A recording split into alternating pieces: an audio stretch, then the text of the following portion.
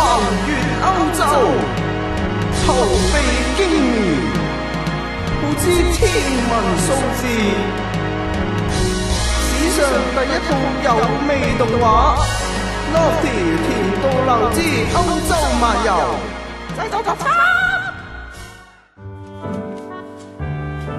之所以會開拍 Lofty 甜到流之歐洲漫遊，係因為我哋 Loading 嘅一眾兄弟都覺得而家嘅 Internet 非常普及，我哋睇嘅聽嘅都可以喺部電腦度搞掂，唯獨我哋嘅美國係 Internet 仲未服務到嘅禁區。有咗呢個突破禁區嘅諗法，我哋就想拍一套要觀眾甜到流嘅劇。劇入邊有好多古靈精怪嘅甜品登場，要觀眾食指大動。最重要係故事入邊嘅人情味，更加係隔住個 mon 都一樣 get 到噶。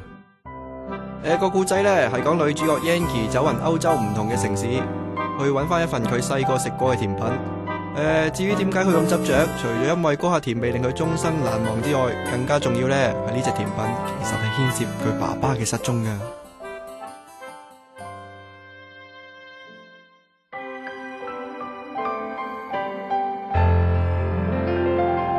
點啊 Yankee 好冇味啊？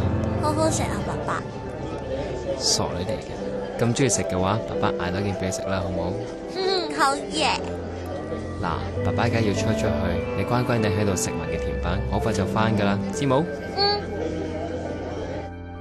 爸爸，你快啲翻嚟喎！但係 Yankee 嘅爸爸冇再翻過嚟啦。Yankee 流落歐洲幾個月，輾轉先由親戚接翻香港，但係佢對於呢段時間嘅記憶就變得好模糊。呢10年嚟，佢一邊打聽佢爸爸嘅消息，一邊儲錢準備再翻歐洲。終於喺佢19歲生日，佢儲夠錢踏上旅途啦。佢雖然唔記得呢件甜品嘅名同個樣，甚至連喺邊個城市食嘅都唔知，但係佢憑住碟上面嘅標誌鎖定咗有嫌疑嘅甜品。但係呢張甜品清單啊，需要佢食匀成個歐洲啊。其實佢做咁多嘢，無非只係希望可以揾到佢爸爸失蹤嘅線索。佢其實真係好孝順啊！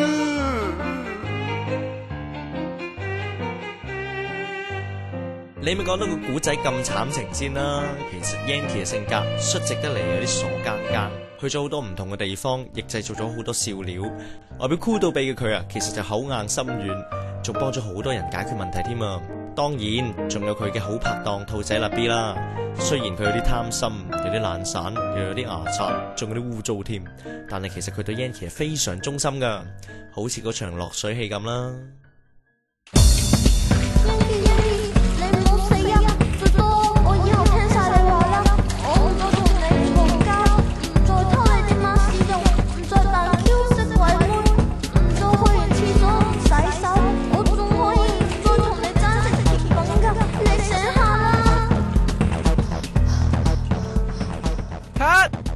我頭先濕身有冇走到光啊？冇事，你做得好好啊！果然係我哋嘅女主角。你哋大細超！我要罷演。死啦，用咗把真聲添。不和？梗係冇啦。立 B 其實就好似佢角色咁咯，一有甜品呢就可以塞住佢把口噶啦。佢拍呢套劇啊，無非都係因為可以食勻全歐洲最好味嘅甜品啫嘛。我記得有次佢。cut！ 阿立 B 大哥，你得嗰一句對白你都講唔到啊！對唔住啊，導演，嚟多個 take 啦，下次一定記得。15場 take 2。cut！ 第15場 take 5。cut！ take 10。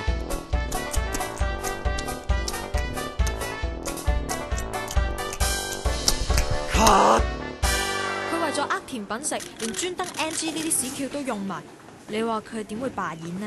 咁 Yankee 啊，喺套劇入邊你最深刻係邊一幕啊？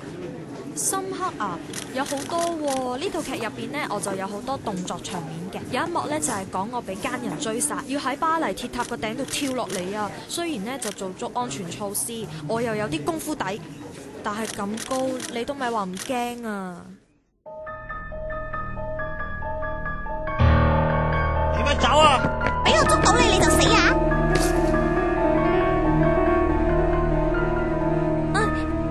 死啦！